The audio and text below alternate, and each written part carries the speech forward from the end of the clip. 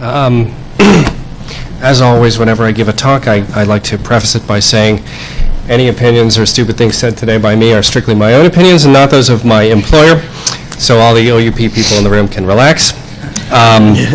But today I want to talk about the idea of the importance of flexibility in setting public access policies for research papers. Really the notion of finding the right balance for maximum benefit and maximum achievement of goals. And I think one of the really positive results that's come out from these recent funding agency policies like those of the RCUK, the OSTP, and the Wellcome Trust is that they're beginning to really bring the conversation to a new level and really mark a maturation in the course of the open access movement.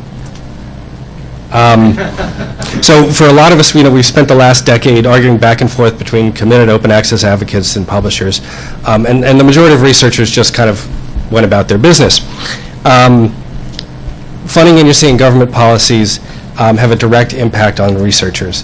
And now, for the first time, instead of advocates or publishers claiming to speak for the mainstream researcher, we're hearing directly from the researchers themselves. And we're talking about practical implementation, not just burning things down. And I think that's an exciting thing in some ways to move out of the world of the theoretical and into the world of practical. But at the same time, working in the real world means working through a lot of mundane details rather than this exciting life and death struggle between good and evil. And it changes the game from looking something like this to a little more like this. So I take the position that as publishers, it's not our place to dictate to the research community. We're a service industry. Our role is to provide the services that the research community needs. So I really think we need to think of open access in terms of practical implementation. Just like you would for any new feature for a journal that you're managing, if that's what the community needs, our job is to find the best way to make it happen. And really the best strategies for the researcher minimize cost and effort, and the best strategies for the funding agency maximize the return on their funding investment. So we have several major policy efforts underway. They all share common goals, but each has a sort of a different degree of the specificity of the required path to achieve those goals. And as they're being put into practice, they'll serve as a test bed for whether there's only one right way to publish research and maximize readership, or if maybe we're better served by sort of less rigidly defined policies that offer some more room for flexibility. So as an example system, I want to talk about the approach that funding agencies use toward access toward the actual research results. And it's something that's handled very differently than the policies that deal with the research papers. But it's an approach that's been really successful, and I think it's something that's useful to look at. So this is a quote from the Finch report. As you know, it's really a lot of the rationale that's driving the current policy. There's that. But it gets a little confusing because the research paper is a written report telling the story of the research. It's not the same as the research itself. Access to and ownership of the set of words and pictures describing the results is not the same thing as access to and ownership of the inventions, the concepts, the methodologies, or the resulting products from the research. The common example that's so often used in justifying the reuse of scientific papers is the Human Genome Project, which resulted in $800 billion in economic output, 300,000 jobs, and $141 returned for every dollar that was spent. And that's, again, confusing because if we check the copyright lines on the papers that announced the sequencing of the human genome, we see the following. Both of the papers announcing this incredibly lucrative discovery were and remain under full traditional copyright. Neither paper is available in PubMed Central.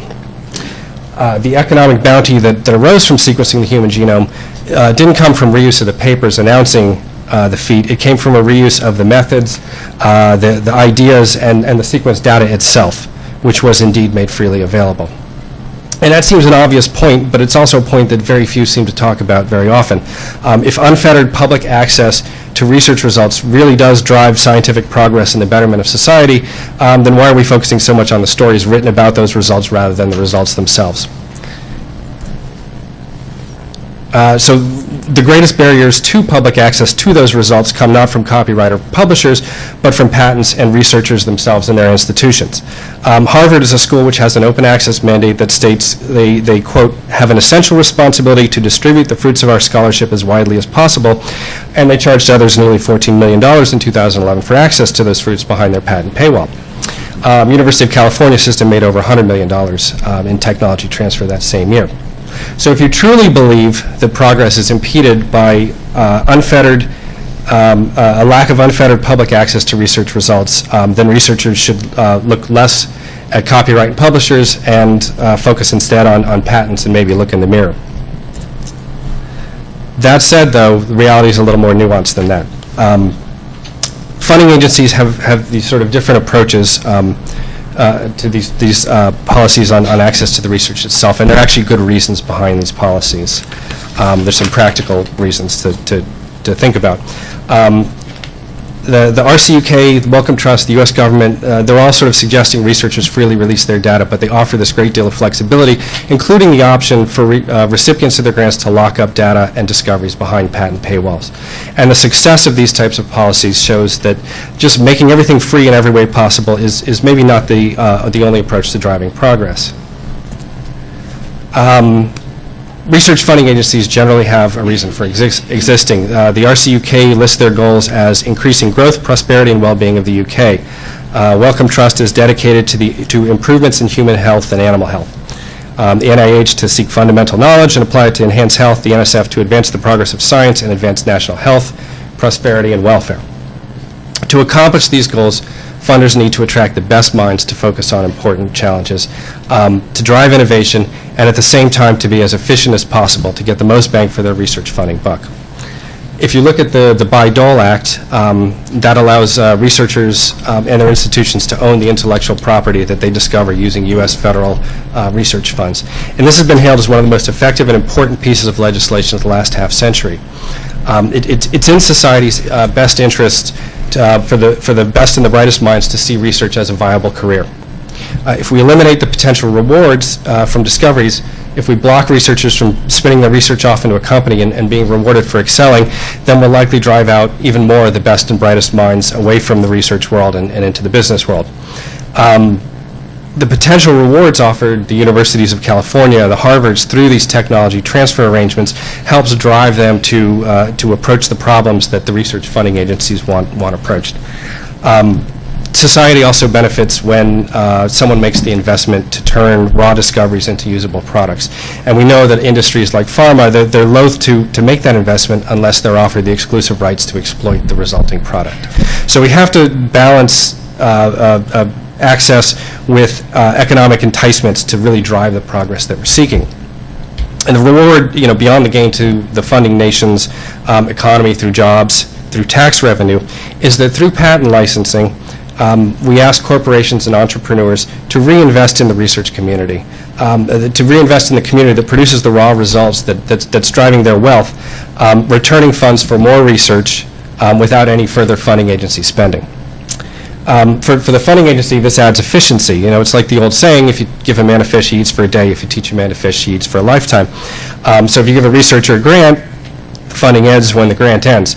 But if that university and that lab can take that grant and turn it into a technology that brings in millions of dollars of years over the next few decades, through licensing fees, that can continue to fund research well beyond the scope of the grant.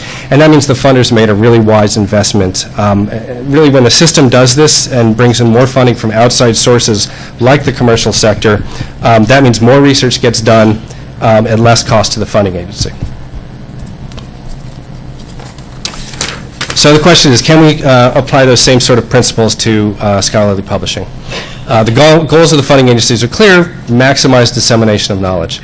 Can that be done in a way that offers similar incentives for innovation and excellence? Can it be done in a way that creates efficiencies where cost to funding agencies are reduced, keeping more money where it really should be, funding actual research rather than publishing information about the research? And I think we can, but it requires flexible policies that allow for experimentation and diverse revenue streams. As Tim O'Reilly said in his keynote, we really need to find new business models. We need to find new revenue sources.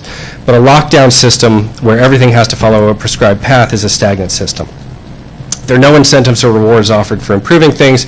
The best minds and best ideas are going to go somewhere else.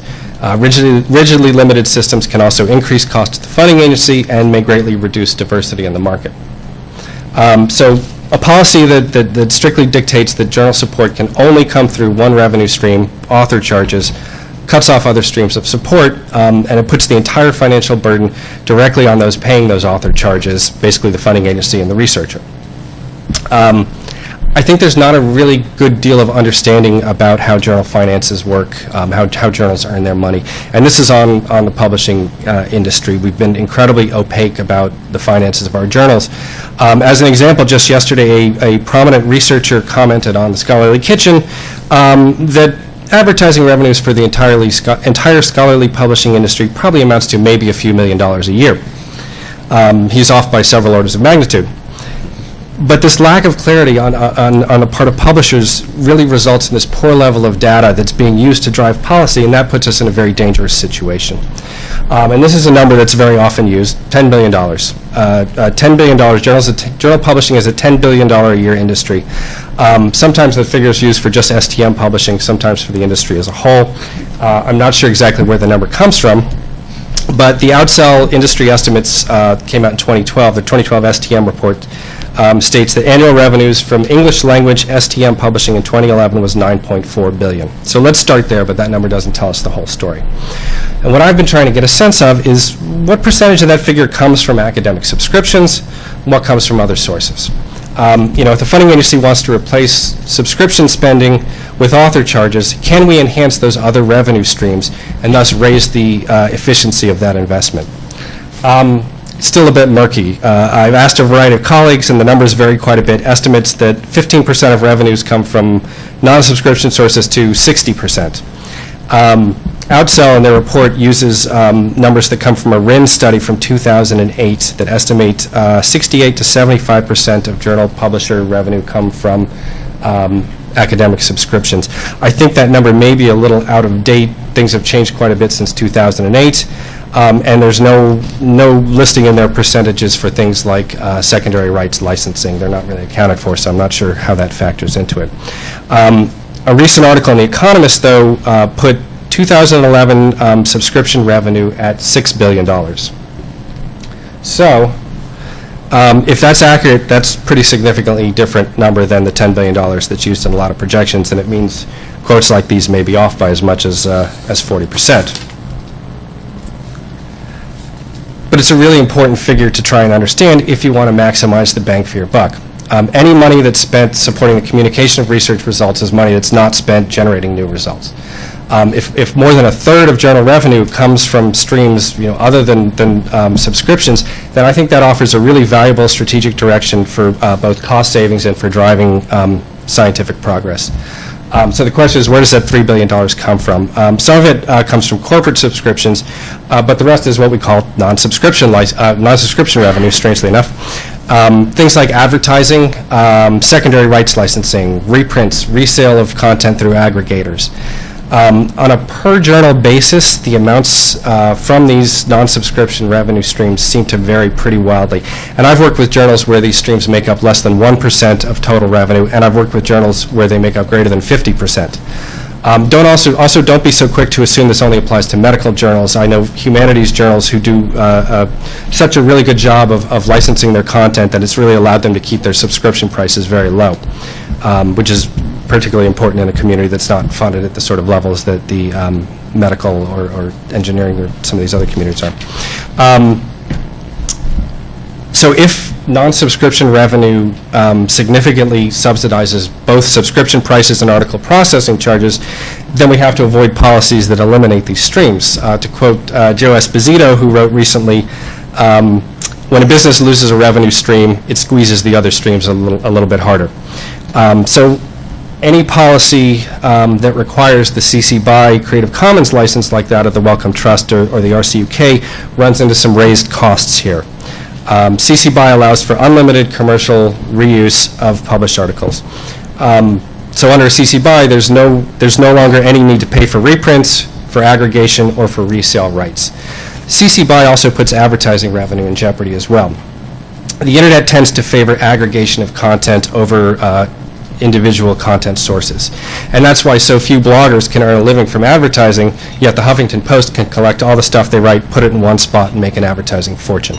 Under CC BY, aggregation seems to be a pretty obvious next step, and with it, the advertising revenue is going to shift to the aggregator rather than from the originating journal. Even without CC BY, though, any policy that drives readers away from journal sites to repositories like PubMed Central results in lost traffic. Lost traffic means lost advertising revenue. That means less subsidy coming into the research community and higher prices paid by the researcher and the funder. So already we're seeing journals charging an additional fee for the CC BY license, some as high as an additional $1,000 per paper. In a completely open access CC BY world, without any outside subsidy providing a third of journal revenue, then to keep things even where they are now, your author fee just went up from $1,500 to $2,250, from $3,000 to $4,500. So the question is it worth it? I mean, that's the fundamental question a funding agency has to ask when they set each aspect of policy. What are we going to get out of it? How much are we willing to pay for that? And then the funding agency has to sort of exhibit a certain amount of flexibility to do what's right for achieving its goal rather than just adhering to a strict ideological dogma. So something like CC BY is totally doable. It can be implemented. It just has to be paid for. So is the value it provides over something like the CC BY NC license, which allows unfettered non-commercial reuse of the content, worth the higher prices from eliminating that subsidy? We know that CC BY is neither necessary nor sufficient for text mining purposes.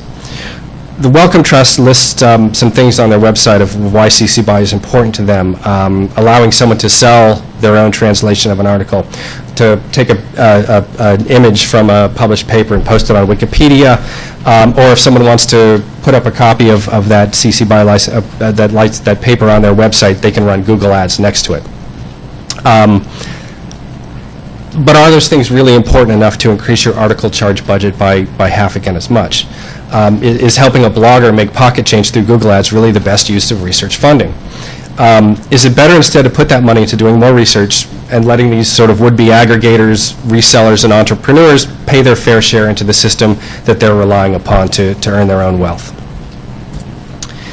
A diverse competitive market is a healthy and efficient market. When we limit options for publishers, enforcing strict policies requiring one particular business model, we push the market solely into the hands of those who are best suited to take advantage of that business model. If we limit revenue streams for journals solely to author charges, then we lose potential innovation and other emerging models like membership fees for authors. We're starting a race to the bottom, essentially dooming the smaller independent publisher. Now, we already live in an era of market consolidation, but inflexible open access policies accelerate that consolidation. So I tend to think of it this way. If the entirety of your revenue stream comes from author charges, then you have two ways of improving your situation. You either increase the number of articles you publish, or you find a way to cut costs. And I think that there's much to be said for the success that PLOS One has had. I think they've done a really just remarkable job of creating what's a tremendously valuable research outlet, and it's a really innovative business model. But it's unclear if that business model is widely applicable. If you have a mega journal like PLOS One, and they can efficiently publish an unlimited number of papers, and that's a lesson a lot of publishers have learned the hard way with their PLOS One clone journals over the last few years. They just aren't really generating the volume of papers that was hoped for. The volume needed to sustain that mega journal approach may just not be there for everyone.